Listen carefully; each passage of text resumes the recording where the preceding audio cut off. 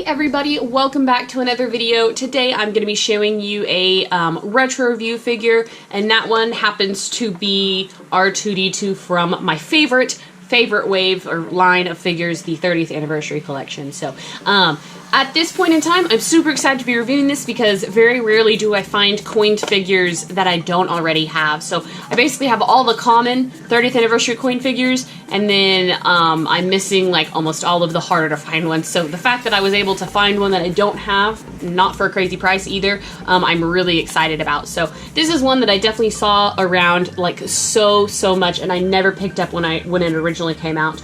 And I am happy to have finally, actually pulled the trigger on it. I told myself next time I see this figure, I'm going to buy it wherever it is. And it was only $10, so it wasn't too bad. So yeah, so basically you have the 30th anniversary packaging, the very angled design, which I really like. A picture of R2 here, picture of the coin, or not the coin, it's actually the coin itself. So it's on display for you. And then of course the figure, this is kind of interesting. It gives you, looks like, combines with Super Battle Droid figure. Oh, okay. So they go together. That's cool. I need to get that Battle Droid now. You can see the Battle Droid right here and R2-D2's right here. It goes in tandem.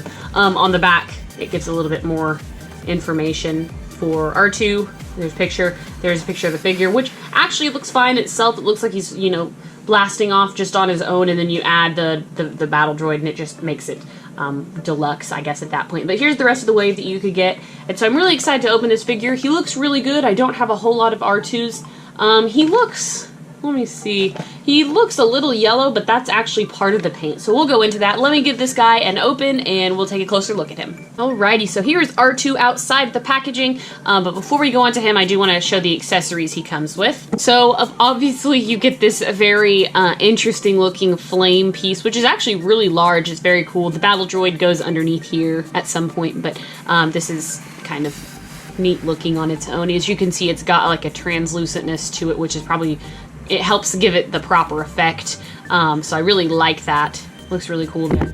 And then of course you get the R2-D2 coin. He is number 4. So hopefully you can kind of see it okay.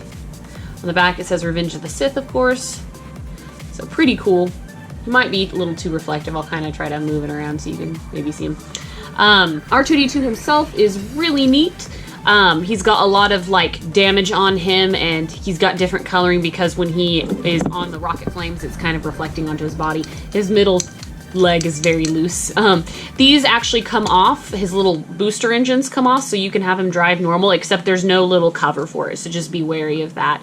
I think that this is best displayed with his little action feature. Definitely one of the most dynamic looking astromech droids that they have made. They look very cool. And then he also, I don't know if you can tell, but there is, you probably can't, if you hold this guy in direct sunlight, there's this light port right here that's disguised. It's colored, so you can't see it. But if you cover it, it looks like his little dome is on. So that's really cool, just another little feature. And I believe that his head will pull up his leg, yeah. Just like that. So there you go. If you want to have him properly in the scene, you'd pull up that leg, which is one of the features that this figure from this age always had. So he looks really good on the front. The paint is pretty clean. And then of course on the back, he's got some more dirt and whatnot. So overall, it's a really nice looking R2-D2 figure. His legs obviously turn, his head turns, he has a middle leg. And then the fire thing fits on like this. It just fits on top of these little rocket booster things. And so he looks a little bit squished within the fire flame thing. Wonder if you play with it a little more, if you can get him to look a little bit better, maybe like that, because it is hollowed out where his legs will go, so he's not so squished.